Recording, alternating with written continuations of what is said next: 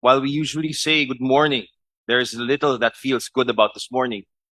At this crucial junction, there is a grave responsibility because right now, thousands of our fellow Filipinos are suffering. In every armed conflict, the powerful may claim victory or righteousness, but history teaches us a harsher truth. War does not determine who is right, only who is left.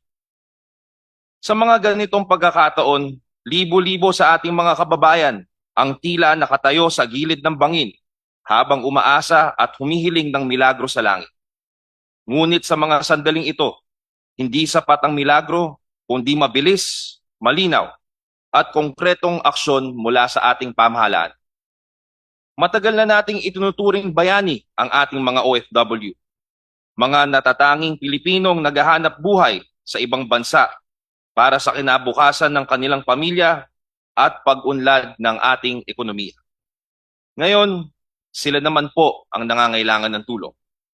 Caught in the midst of artillery crossfire and drone warfare, it is our heroes who now need rescuing.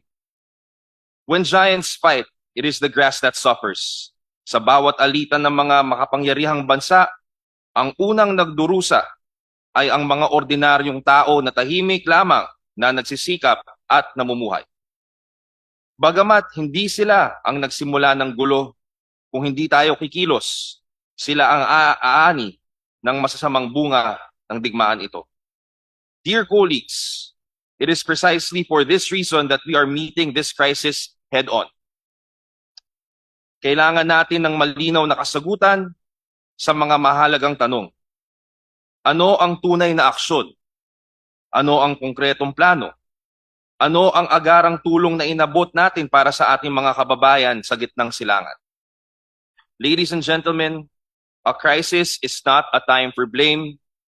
It is a time to be divisive. It is not a time to be divisive. It is a time for us to help each other. It is a time for decisive action. Ito ay oras ng pagkilos, oras upang tiyakin na ang kaligtasan ng ating mga OFW ay hindi lamang pangako, kundi prioridad na agad nating aaksyonan. While we are not here to point fingers, one thing is abundantly clear. Our duty to our OFWs is not only paramount, it is urgent, immediate, and non-negotiable. It is a responsibility that must transcend politics, bureaucracy, or convenience. Kaya kung meron mga pagkukulang, ayusin at harapin natin ito ng nagtutulungan at magkasama. The bare minimum that our duty to them demands is certainty, that they will not be abandoned, that there is a clear and actionable plan, that there are concrete steps are being taken to protect them. Our OFWs are not mere numbers on a spreadsheet, nor faceless entries in a government report. Sila ay mga ina, ama, kapatid at anak na may iniwanang pamilya sa Pilipinas.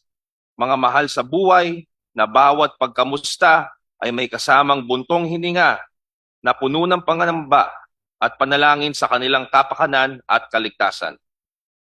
This meeting must not end with merely warm words or comforting assurances. It must conclude with the beginning of accountability and decisive action.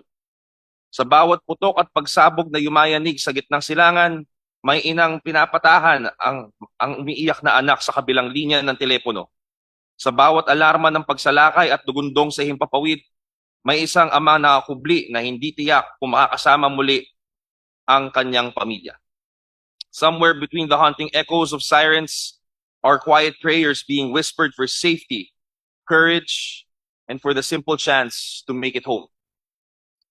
And so, while we cannot control the wars of the world, let us show our people that we remain firmly in control of how we respond to their cries for help. Mga kababayan, mga mahal naming OFW, makakaasa kayo na hindi namin kayo iiwan, hindi namin kayo pababayaan, at sisikapin namin tiyakin na sa bawat Pilipinong nakikipagsapalaran sa ibayong bansa, may isang bayan na handang kumilos upang matiyak na ang bawat paglisan ay may katumbas na isang ligtas na pag-uwi. Maraming salamat po. Thank you, Chairperson Brian Revilla. Before I continue,